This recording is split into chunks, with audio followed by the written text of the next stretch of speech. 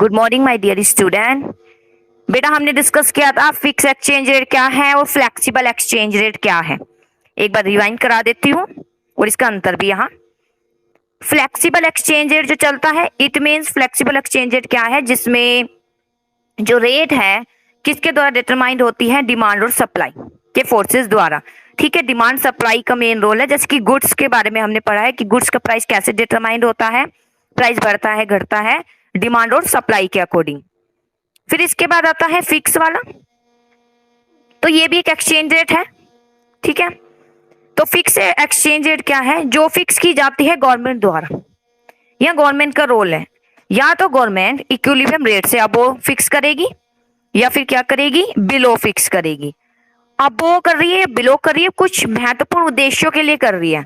ठीक है, अब वो मतलब एक्सचेंज रेट, अब वो मतलब मीन्स प्राइस ज्यादा है, मीन्स हमें हमारी करेंसी क्या देनी पड़ेगी, अब ज्यादा देनी पड़ेगी। और इट मीन्स आप कहेंगे कि डॉलर जो अगर व्यक्ति कोई देगा उसे तो डॉलर देना बहुत फायदेमंद होगा, उसे हमारी करेंसी ज्यादा मिलेगी, तो इससे इन्वेस्टमेंट को बढ़ावा मिलता है, इसलिए एप्रिसिएशन कर देते हैं। ठीक है, एप्रिसिएशन यानी हम अगर गवर्नमेंट के वे से देखें तो वो क्या कहलाया जाता है, रीवैल्यूएशन। और ऐसे ही कम डिटरमाइन किया जाता है जिसे हम कहते हैं डेप्रिसिएशन। फिलहाल फिक्स फ्लेक्सिबल में वहीं यहाँ पर हम क्या बोलेंगे, डीवैल्यूएशन। तो ये फिक्स एक्सचेंज रेट कौन डिटरमाइन करता है बेटा, गवर्नमेंट। और यही फिक्स में हमने इसका पढ़ा है, इसके वेरिएंट भी है। ठीक है, इसके वेरिएंट भी है, कौन कौन से हैं वेरिएंट, एक तो गोल्ड स्टैंडर्ड सिस्टम है, ठीक है, और ब्रेटन वुड सिस्टम भी बताया था। गोल्ड में क्या था कि जो करेंसी है उसको किससे जोड़ दिया जाता था, गोल्ड से। मान लीजिए एक यूएस डॉलर है, उसकी 2 गोल्ड के बराबर है वैल्यू। ठीक है, और आपको क्या करना है, मान लीजिए, और जो रुपी है, हमारे जो रुपी है 1 रुपी, उसके वो जो है 1 गोल्ड के इक्वल है। तो अगर एक यूएस डॉलर खरीदना है तो आपको अपने रुपीस कितने देने पड़ेंगे, 2 देने पड़ेंगे। क्या देने पड़ेंगे, 2 देने पड़ेंगे। तो ये कहलाया जाता है बेटा गोल्ड स्टैंडर्ड। फिर इसी के साथ एक और है ब्रेटन वुड। ठीक है, ये जो कि यूएसए में कॉन्फ्रेंस हुई जब आईएमएफ की स्थापना हुई, तब जो है इस सिस्टम को बढ़ावा मिला। इसमें क्या था, थोड़ा एडजस्टमेंट शामिल था, इसमें एडजस्टमेंट कर सकते थे। गोल्ड वाले में क्या था, कुछ नहीं था। ठीक है, उसमें एडजस्टमेंट संभव नहीं था, लेकिन इसमें क्या था, एडजस्टमेंट संभव था। क्या कर पाते थे, एडजस्टमेंट कर सकते थे। एडजस्टमेंट मतलब जैसे गोल्ड है, मान लीजिए यूएस डॉलर 2 ग्राम है, ठीक है, तो इट मीन्स जरूरी अगर इसमें कुछ चेंजेस करना हो तो वो केवल किसमें संभव था, ब्रेटन वुड सिस्टम में। ठीक है, तो ये था बेटा, हमने सब डिस्कस किया था और आईएमएफ की सहमति से उसमें कुछ चेंजेस किया जा सकता था।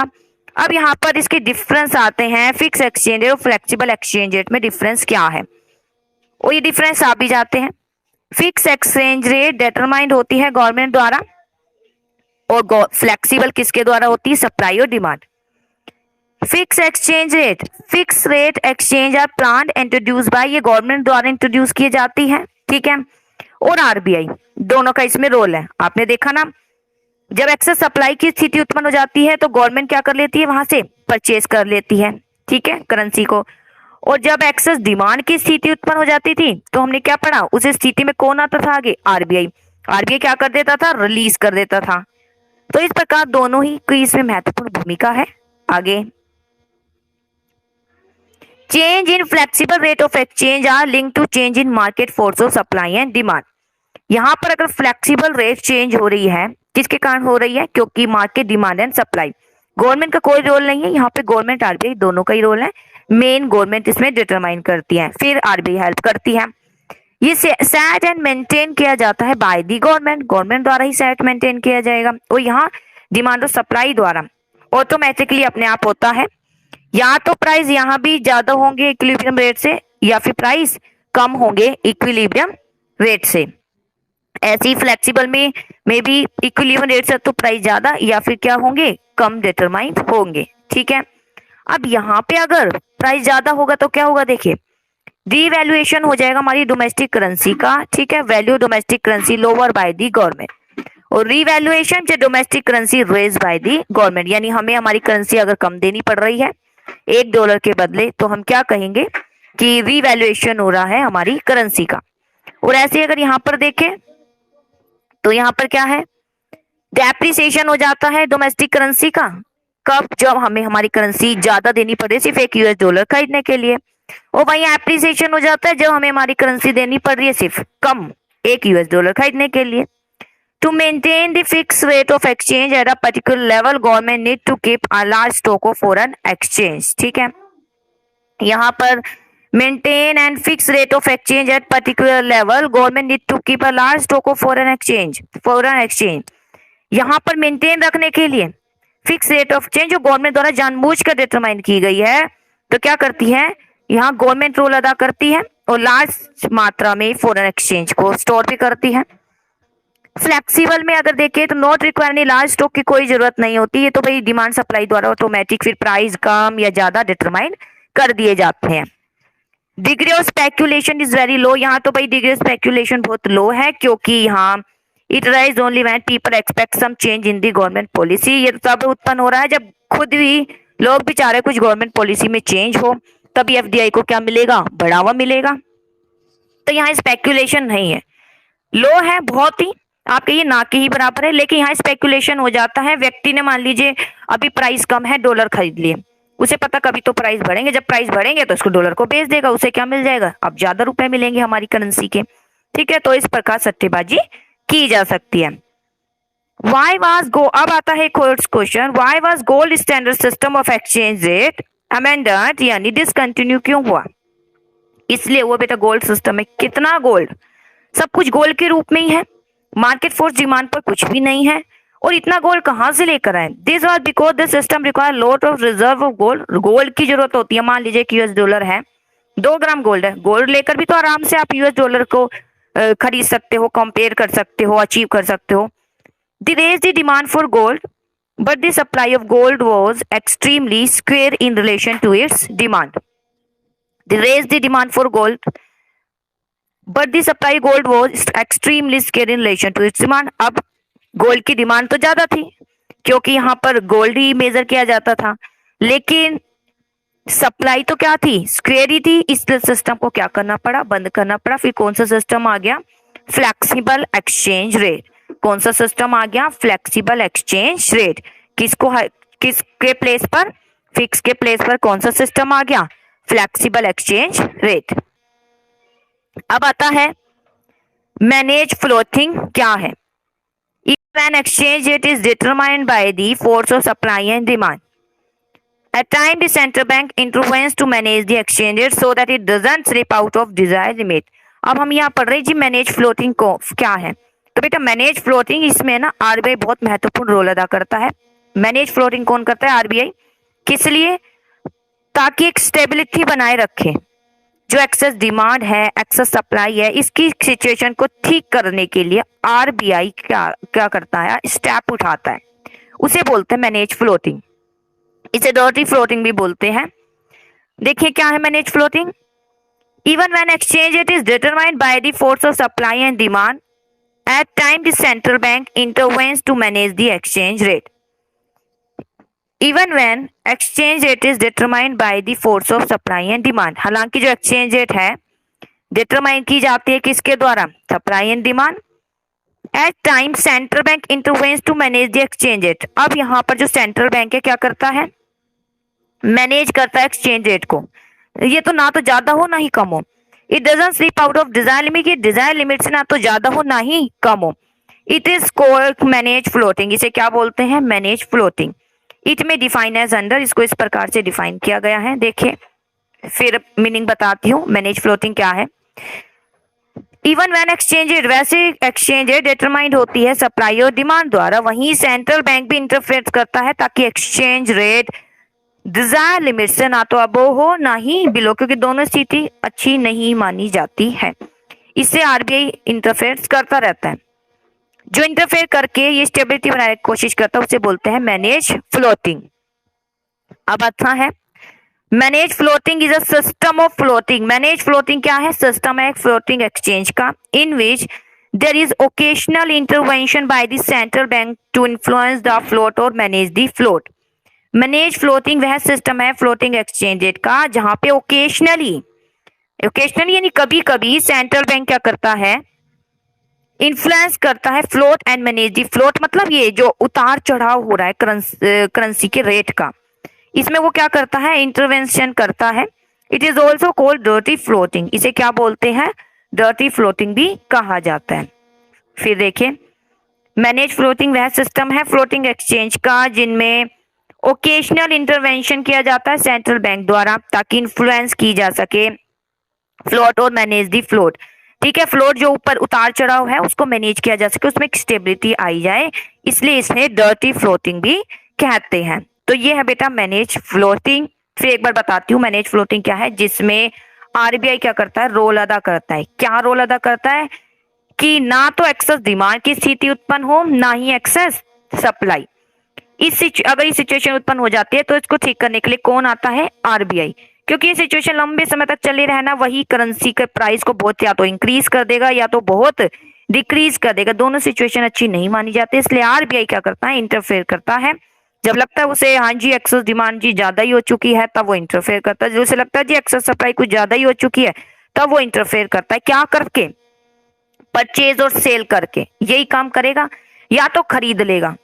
जब एक्सेस सप्लाई है, एक्सेस सप्लाई मतलब ज्यादा डॉलर है, डॉलर ज्यादा सप्लाई हो चुकी है, खरीदने वाले कम है, तभी तो क्या हो रहा है, प्राइस में फ्लक्चुएशन हो रहा है, एक्सेस सप्लाई है, तो इसलिए क्या कर लेगा, परचेज कर लेगा। जब एक्सेस डिमांड है, डॉलर की डिमांड ज्यादा सप्लाई कम है, इसलिए प्राइस बढ़ते जा रहे हैं, वो बढ़ते ही जा रहे हैं, अगर ऐसे ही चलता रहा तो इस स्थिति में क्या कर देगा, यहाँ पर सेल कर देगा, यहाँ पर करेंसी को ले आएगा ताकि जो एक्सेस सप्लाई है वो एक्सेस डिमांड है वो ठीक हो जाए। जैसे देखिए आगे, how does central bank exercise its influence on the float और मार्केट एक्सचेंज रेट।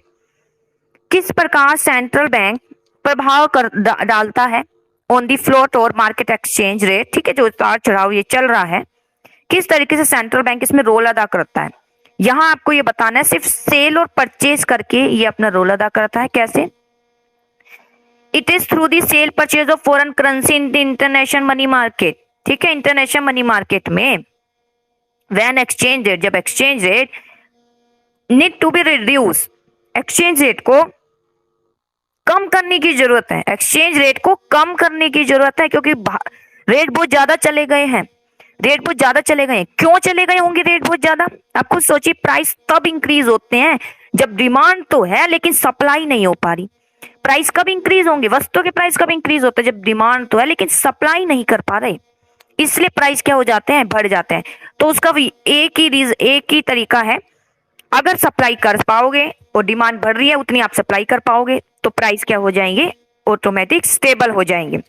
तो इस स्थिति में क्या करती है central bank, release is supply, जी रिलीज कर देती है सप्लाई। ठीक है, यहाँ पर एक ही करेंसी को हमने लिया है यूएस डॉलर, तो जो यूएस डॉलर है जब उसके प्राइस बहुत ज्यादा बढ़ रहे होते हैं, तो क्यों बढ़ रहे हैं, क्योंकि डिमांड तो ज्यादा सप्लाई है ही नहीं, तो इसका काम क्या होगा, इस वक्त इसके पास फॉरेन रिजर्व है, तो सेंट्रल बैंक रिलीज कर देगा सप्लाई यूएस डॉलर की फॉरेन एक्सचेंज मार्केट में।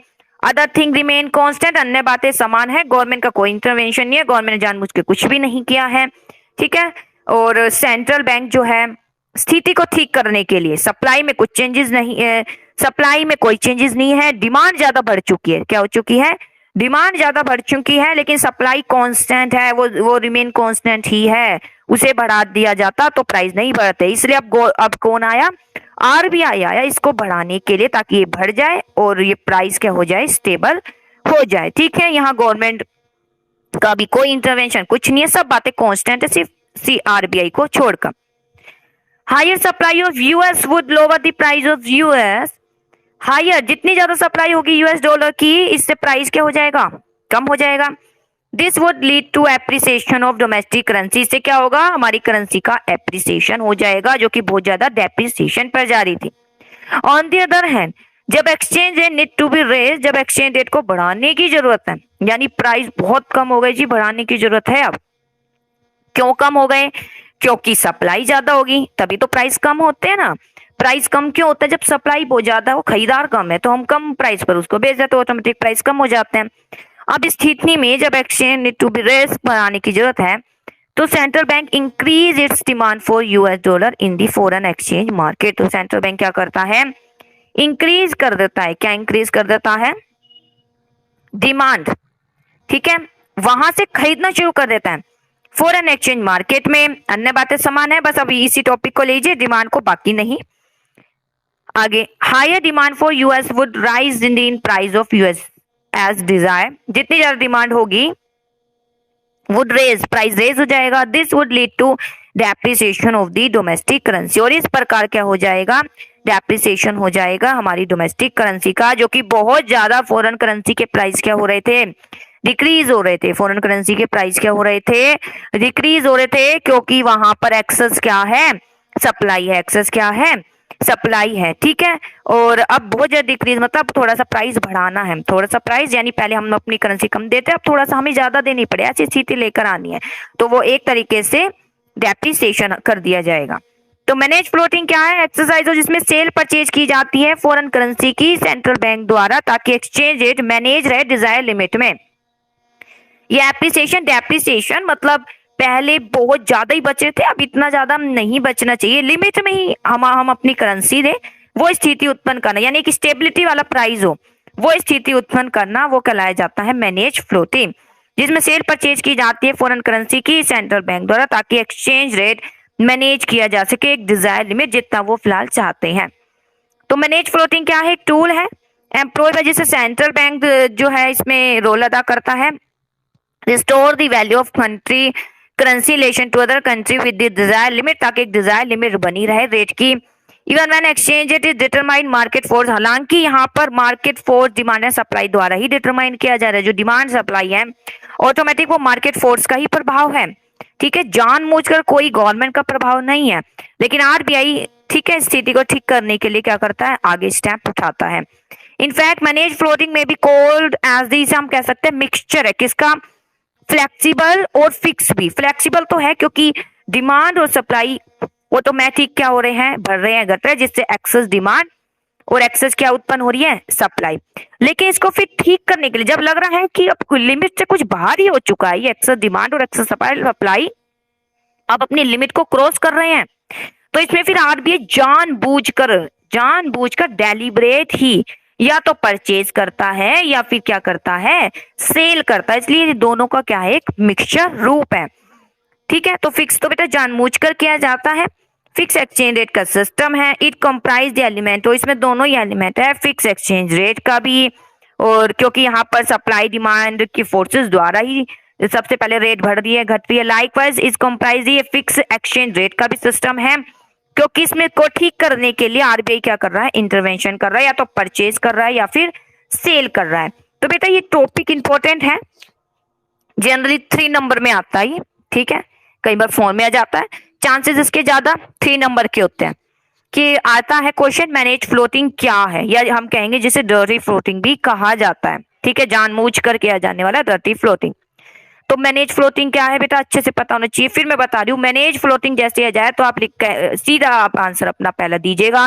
मैनेज फ्लोटिंग मींस जिसमें आरबीआई क्या करता है, इंटरफेरेंस करता है, क्या करके, सिक्योरिटी को या तो परचेज करके या फिर सेल्स करके, ताकि ऐसा वो क्यों करता है, ताकि जो रेट है वो एक डिजायर लिमिट में बने रहे, किस में बने रहे, एक डिजायर लिमिट में बने रहे। इसलिए आरबीआई क्या करता है, इंटरफेयर करता है, या तो प्राइस या तो परचेज करता है या फिर क्या करता है, सेल करता है। एक्सेस डिमांड है, एक्सेस क्या है, डिमांड है, तो सप्लाई कर देगा, एक्सेस सप्लाई है तो क्या करेगा, वहां पे परचेज करेगा। इस प्रकार एक डिजायर लिमिट को मेंटेन करने में क्या करता है, हेल्प करता है। इसी को क्या कहते हैं, मैनेज फ्लोटिंग, और इसे हम क्या भी कह सकते हैं, it is also called dirty floating भी कहते हैं। तो ये है बेटा, अच्छे से ये पता होना चाहिए, बस थोड़ा सा ये इसमें इतना बताना है आरबीआई का रोल है। हाँ एक बात और यहाँ ये जरूर बता दीजिएगा, ये दोनों ही सिस्टम का मिक्सचर है, एक तो फ्लेक्सिबल प्लस फिक्स। फ्लेक्सिबल कैसे, क्योंकि हाँ जो डिमांड और supply, excess demand excess supply उत्पन्न हुई है वो फ्लेक्सिबल एक्सचेंज रेट यानी फोर्स, मार्केट फोर्स डिमांड के कारण हुई है। और जो फिक्स सिस्टम के अकॉर्डिंग आरबीआई यहाँ जानबूझकर इंटरफेयर कर रहा है, इसलिए इसे हम क्या कहेंगे, फिक्स एक्सचेंज रेट सिस्टम का भी एक मिक्सचर है।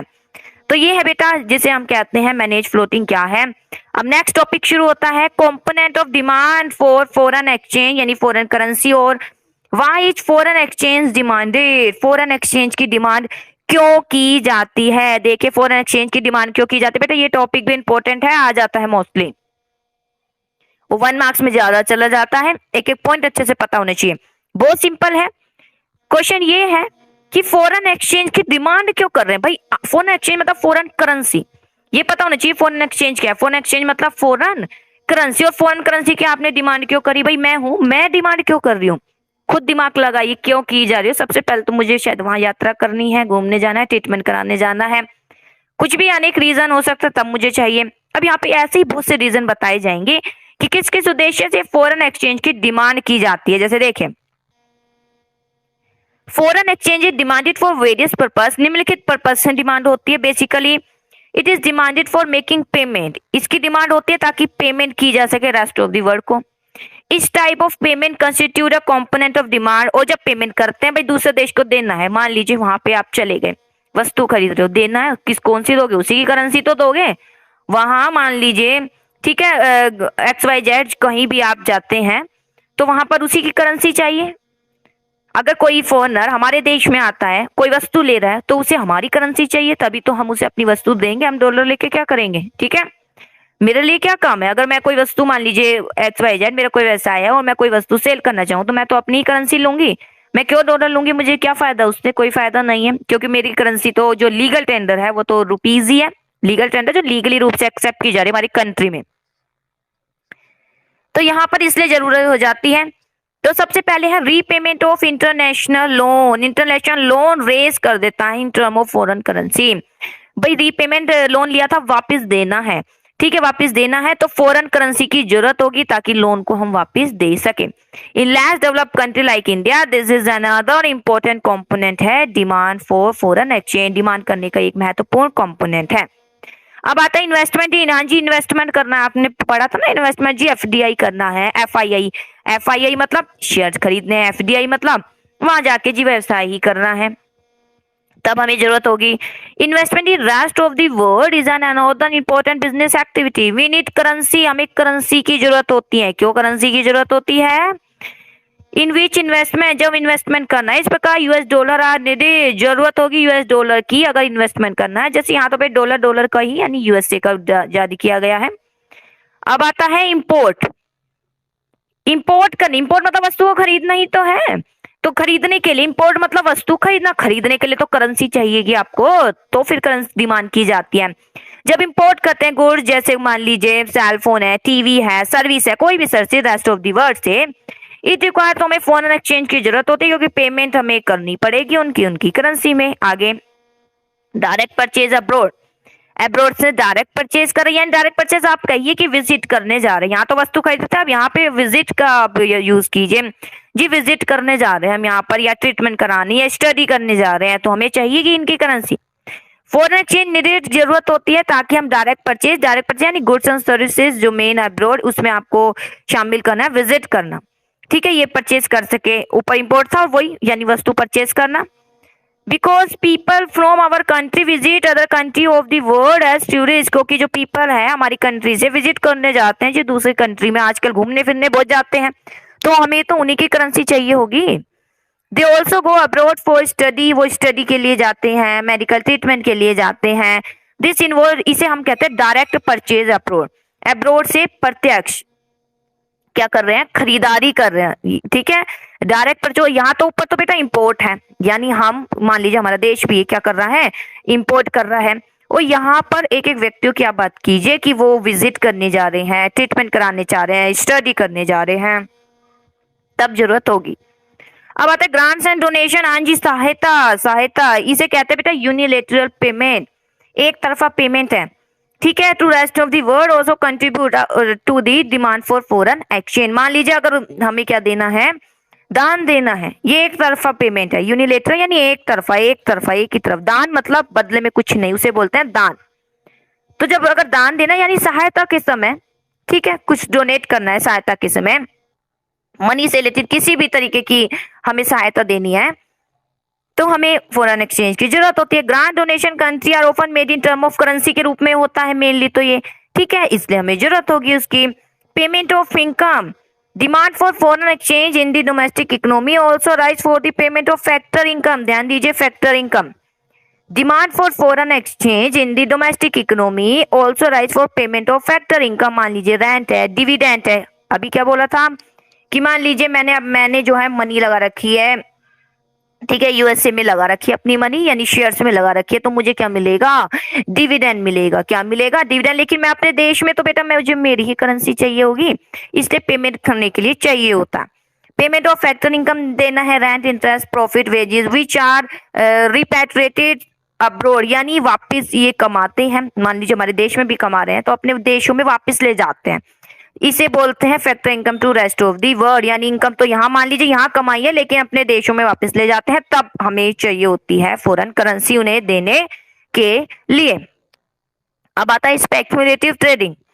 स्पेक्युलेटिव ट्रेडिंग क्या है, foreign exchange is demanded by people for purpose of speculative trading. जी, स्पेक्युलेटिव ट्रेडिंग के लिए भी इसकी जरूरत होती है, ठीक है। मीन्स लोग स्पेकुलेशन करते हैं, जनरली देखा जाता है स्ट्रॉन्ग करेंसी लाइक जैसे यूएस डॉलर, तब डिमांड करते हैं। जैसे कि often more foreign exchange is held when exchange rate is low, जब एक्सचेंज रेट लो होता है तो ज्यादा इन्हें खरीद लिया जाता है, फिर प्राइस ज्यादा हो जाता है तो इसे बेच दिया जाता है। तो इस तरीके से स्पेकुलेशन भी कर दिया जाता है। तो स्थिति अगर ऐसा करना है फिलहाल, तब भी क्या की जाती है, डिमांड की जाती है कि प्राइस का मैं तो ले लिया, ठीक है, जैसे ज्यादा हो गए अब जरूरत नहीं है तो उसको बेच दिया, ठीक है। तो इस प्रकार उन्हें हमारे जैसे मैंने खरीद लिया फिर मैंने उसको बेच दिया, जब प्राइस बढ़ गया मुझे मेरी करेंसी अब ज्यादा मिलेगी। पहले मान लीजिए 50 में खरीदा था, ठीक है, एक यूएस डॉलर, अब वो यूएस डॉलर मेरे पास ही रहा लेकिन प्राइस अचानक बढ़ गया, वो 60 का हो गया। मैं अगर इसे यूएस डॉलर को वापस दूंगी तो मुझे 50 नहीं 60 रुपए, 10 रुपए तो मेरा प्रॉफिट हो गया ना, जिसे कैपिटल गेन भी बोलते हैं। तो इस प्रकार यहाँ पर जरूरत होती है किसकी, फॉरेन करेंसी की, जब क्या किया जाता है, डिमांड। फिर देखिए फॉरेन करेंसी की डिमांड क्यों की जाती है। एक तो बेटा इंटरनेशनल लोन को पे करने के लिए, हमने लोन लिया था वापस देना है, करेंसी की जरूरत होगी। अगर इन्वेस्टमेंट करना है एफडीआई एफआईआई तो हमें जरूरत होगी। इसके अलावा इंपोर्ट, थोड़े बड़े लेवल पर आइए, इंपोर्ट करना है तो जरूरत होगी, या वहां जाके घूमना है तो जरूरत होगी, डोनेशन देना है तो जरूरत होगी, या फिर बेटे payment of income, rent, interest, dividend इसके रूप में पेमेंट करना है। मान लीजिए फॉरनर है, उसने हमारे यहाँ पर क्या कर रखे हैं, शेयर्स खरीदे हैं, तो वो उस क्या किसकी जरूरत होगी, उनको वापस देने के लिए उन्हीं की करेंसी की जरूरत होगी। ऐसे ही स्पेकुलेटिव ट्रेडिंग के लिए मीन्स अगर सट्टेबाजी करनी है, सट्टेबाजी मतलब कि कम में खरीदा और ज्यादा में बेच दिया, तब भी लोग क्या करते हैं, डिमांड करते हैं। अब आता है सोर्स क्या है फॉरेन एक्सचेंज के। देखिए सोर्स इसका रिवर्स कर दीजिए, बहुत सिंपल टॉपिक है। Means source of foreign exchange, it means supply of foreign exchange. Source मतलब कहाँ कहाँ से फॉरेन एक्सचेंज आता है, कैसे कैसे आता है जी। जब एक्सपोर्ट करते हैं तो फॉरेन एक्सचेंज आ जाएगा ऑटोमेटिक। एक्सपोर्ट की जाते हैं गुड्स एंड सर्विसेज का, यानी इनफ्लो हो रहा है फॉरेन एक्सचेंज का from rest of the world से। Export from India to US would mean supply foreign exchange to India in term of receipt for export. तो क्या की जाती है, जब एक्सपोर्ट कर रहे वस्तु जा रही है तो हमें उनकी करेंसी मिलती है। जितनी ज्यादा दूसरे देश की करेंसी हमारे पास होगी तो ये कहिए हम स्ट्रॉन्ग बनते जाएंगे एक तरीके से। Investment from rest of the world, अगर रेस्ट ऑफ दी वर्ल्ड से investment from rest of the world, अगर एफआईआई आ रहा है, एफडीआई आ रहा है तो अपनी करेंसी लेकर आएगा। चलिए यहाँ पे रोजगार भी मिलेगा एफडीआई से और करेंसी भी आ जाएगी, हमारा फॉरेन रिजर्व भी बढ़ेगा, ठीक है। लॉट ऑफ फॉरेन एक्सचेंज जो है फ्लो होगा डेवलप कंट्री से, यहाँ इस तरीके के अंदर डेवलप कंट्री में इकोनॉमिक एक्टिविटी यानी काम करने के उद्देश्य से। आगे आता है डायरेक्ट परचेज हुआ, अगर rest of the world direct purchase, वो भी तो यहाँ घूमने फिरने आते हैं तो अपनी करेंसी लाते हैं जी, करेंसी लाते हैं, इस प्रकार फ्लो हो जाता है, यानी सोर्स बन गया, यहाँ पे फॉरेन करेंसी आ गई। या लोन, अगर लोन भी ले लिया तो भी क्या आ गई, फॉरेन करेंसी आ गई। Refer to borrowing from rest of the world, a loan from UK would means flow of UK pound from UK to India, this distribute supply, इस प्रकार सप्लाई होती है फॉरेन एक्सचेंज की to India. Grants and donation from rest of the world, grant and donation की जरूरत हो rest of the world से, grant and donation from rest of the world are also a source of supply. अगर मान लीजिए वही point है जो पीछे हमने पढ़े थे, ग्रांट्स एंड डोनेशन है, अगर मान लीजिए कि क्या दे रहा है, दान दे रही है एक रिच कंट्री पुअर कंट्री को, तो बस इस तरीके से फ्लो हो जाएगा। Income receipt, foreign exchange also flow from receipt of word to the domestic economy by way of income receipt, income receipt यानी इनकम आ रही है, ठीक है, फॉरेन एक्सचेंज का फ्लो हो रहा है रेस्ट ऑफ दी वर्ल्ड से, जैसे मान लीजिए वहां कार्य कर रहे हैं, वहां मनी भी दी है, डिविडेंड भी ले रहे हैं, तो आ रहा है फ्लो, तो उससे क्या बोलेंगे, income receipt. Remittances by the non resident, ये ध्यान दीजिएगा, remittance by the non resident, non resident द्वारा रिमिटेंस यानी भेजा हुआ धन। जैसे बेटा यहाँ है व्यक्ति, तो फिलहाल यहाँ रहता था, लेकिन फिलहाल दूसरी कंट्री में चल गया, वहीं का वो रेजिडेंट बन गया, तो यहाँ का क्या कहलाया जाएगा, नॉन रेजिडेंट कहलाया जाएगा। फैमिली के लिए तो धन भेजेगा, फैमिली के लिए तो धन भेजेगा, उसे क्या बोलेंगे, रिमिटेंस बाय NRI। तो जब फैमिली के लिए धन भेजेगा तो उसका धन यहाँ आ रहा है, ठीक है। मान लीजिए यूएसए से इंडिया में आ रहा है, तो आ गया सप्लाई किसकी, फॉरेन करेंसी की, अपने पेरेंट्स के लिए भेज रहा है, फिलहाल उसके पेरेंट्स से यहाँ पे क्या कर लेंगे, अपनी करेंसी इंडियन करेंसी में उसको एक्सचेंज कर लेंगे। लेकिन फिलहाल इंडियन करेंसी में एक्सचेंज के लिए पहले यूएसए के डॉलर तो आने चाहिए, यूएसए के डॉलर आ जाएंगे भारत में, फिर उसके जो भी पेरेंट्स है उसको फिलहाल इंडियन करेंसी में ले लेंगे। तो यहाँ पर फ्लो तो हो गया किसका, फॉरेन करेंसी का। इस प्रकार बेटा ये सप्लाई है, यानी हम कह सकते हैं कि किस क्या क्या सोर्स हैं जिससे फॉरेन करेंसी आती है। तो सबसे पहले है बेटा एक्सपोर्ट, एक्सपोर्ट जैसे ऊपर इंपोर्ट था, तो यहाँ पर आप क्या लिखोगे, एक्सपोर्ट सबसे बड़ा साधन है, या फिर इन्वेस्टमेंट दूसरा देश कर रहा है, या फिर ऑलरेडी यहाँ पर स्टडी या घूमने फिरने के लिए बोले, फिलहाल यहाँ इसी उद्देश्य से आते हैं, या लोन आ रहा है, या दान आ रहा है, इनकम आ रही है, या फिर नॉन रेजिडेंट भेज रहा है। अब ऐसे ये थे बेटा सप्लाई और डिमांड। अब आता है हॉर्स question, state any two factor that explain extension of demand for a foreign currency response to a fall in its price. देखिए ये आप खुद ही पढ़ेंगे, फिलहाल मैं थोड़ा सा बता देती हूँ। स्टेट यानी दो फैक्टर बताइए जो एक्सप्लेन करेगा extension of demand for foreign currency in response to a fall in its price. देखिए क्या है, जब प्राइस बढ़ जाता है तो क्वांटिटी डिमांड थी ना, क्वांटिटी डिमांड क्या हो जाती है, इंक्रीज। तो ऐसा क्यों, आप ये बताइए, क्या बताएंगे। जब फॉरेन करेंसी भाई चीप हो गई है, कम हो गई प्राइस, प्राइस कम हो गया, तो यानी डॉलर, अब डॉलर के बदले हमें हमारी करेंसी कम बनेगी, कम खरीदनी पड़ेगी, तो हम दूसरे देशों में घूम भी सकते हैं, दूसरे देशों में घूम भी सकते हैं, इससे डिमांड बढ़ जाएगी। सिंपल जो भी करा था। व्हेन फॉरेन करेंसी बिकम, जब चीप हो जाएगी तो domestic investor make greater investment, तो डोमेस्टिक यानी हम इन्वेस्टर हैं, दूसरे देशों में आराम से इन्वेस्टमेंट कर पाएंगे, इसलिए क्या हो जाएगी, डिमांड इंक्रीज हो जाएगी। ठीक है, जो भी ऊपर बताए थे उससे रिलेटेड यहाँ पॉइंट है। ऐसी कोई दो फैक्ट में बताना है, contraction supply foreign currency when its price in term of domestic currency falls. क्या बोला है, एक्सप्लेन करना है contraction of supply of foreign currency when its price in term of domestic currency falls. देखिए सप्लाई का कॉन्ट्रैक्शन, फॉरेन करेंसी की supply कम होना, सप्लाई कम है तो इट मींस क्या है, डिमांड कहीं ना कहीं ज्यादा हो रही होगी। ठीक है, देखें when foreign currency become cheap, अगर चीप है purchasing power of foreign currency in the domestic market tend to fall.